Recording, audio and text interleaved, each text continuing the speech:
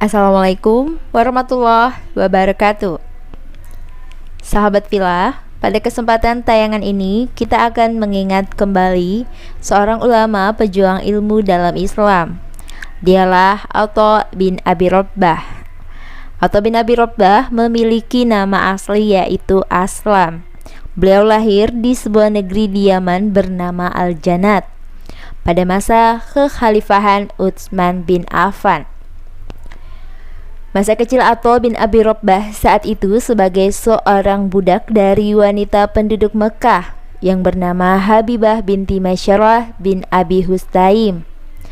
Hanya saja Allah Subhanahu wa taala memuliakan budak Habasyah ini. Karenanya Allah menjadikan waktu Atha bin Abi Rabbah begitu berkah. Beliau mengerjakan tugas dan kewajibannya dengan sangat baik sebagai seorang budak. Dan tak luput ada waktu yang dilakukannya untuk menyendiri bersama Rabb-Nya atau beribadah kepada Allah Subhanahu wa ta'ala.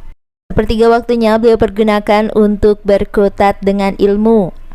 Atha bin Abi Rabbah mendatangi sisa-sisa sahabat Rasulullah Sallallahu Alaihi Wasallam yang masih hidup kala itu, seperti Abu Hurairah, Abdullah bin Umar, Abdullah bin Abbas, Abdullah bin Zubair, dan sahabat-sahabat lain yang mulia ridwanullah alaihim. Sehingga Atha bin Abi Rabbah berhasil mereguk ilmu dari sumbernya yang jernih. Kecintaannya terhadap ilmu menjadikannya pribadi yang bertakwa. Akan tetapi Atha bin Abi Rabbah sangat dikenal sebagai pribadi yang tawadu dan ikhlas. Hingga akhirnya majikannya mencabut haknya terhadap Atha. Bahkan ia memerdekakannya karena melihat kesungguhannya Atha bin Abi Rabbah serta berbakat dalam menuntut ilmu. Setelah dimerdekakan oleh sang majikan, Atha bin Abi Rabbah menjadikan Baitul Haram atau Mekah sebagai tempat tinggalnya. Juga menjadikan sebagai madrasah untuk memperdalam ilmu. Pakar sejarah menyebutkan masjid tersebut menjadi tempat tinggal Atha bin Abi Rabbah selama 20 tahun. Ya, Allah Subhanahu wa taala memuliakan Atha bin Abi Rabbah dengan ilmu. Bahkan pernah ada yang menyebutkan bahwa Atha bin Abi Rabbah adalah penghulu para ahli fikih di Hijaz. Pernah pada bulan Zulhijjah di tahun 97 Hijriah, di tengah perjalanan antara Sa'i, Safa dan Marwah, ada seruan penyeru yang berkata, "Wahai kaum muslimin, tiada yang berhak berfatwa di tempat ini kecuali Atha bin Abi Rabbah.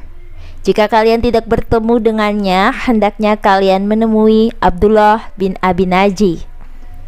Juga pernah ada seorang raja yang bernama Sulaiman bin Abdul Malik rela menunggu salatnya Atha bin Abi Rabbah hingga selesai agar bisa menanyakan ilmu tentang manasik haji. Meskipun gemerlapnya dunia telah merayu Atha bin Abi Rabbah, namun beliau berpaling dan menampiknya dengan serius.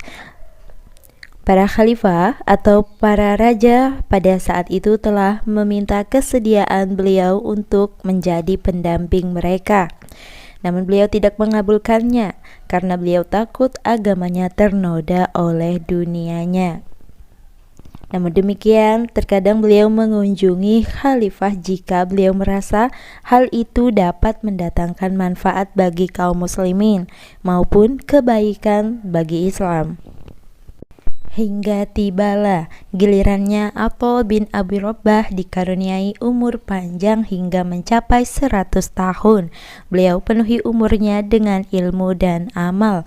Beliau isi dengan kebaikan dan takwa, menyucikan dirinya dengan zuhud terhadap apa yang dimiliki manusia dan mengharap apa yang ada di sisi Allah.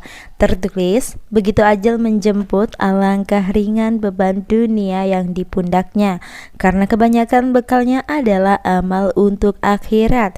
Ia bawa pahala 70 kali haji dan 70 kali wukuf di Arafah. Teman-teman, hingga tibalah akhir kisah tabi'in atau bin Abi Robbah ini. Semoga mendatangkan manfaat juga motivasi untuk kita semua. Mohon maaf apabila terdapat banyak kata yang salah atau gambar yang menyinggung hati. Assalamualaikum warahmatullahi wabarakatuh.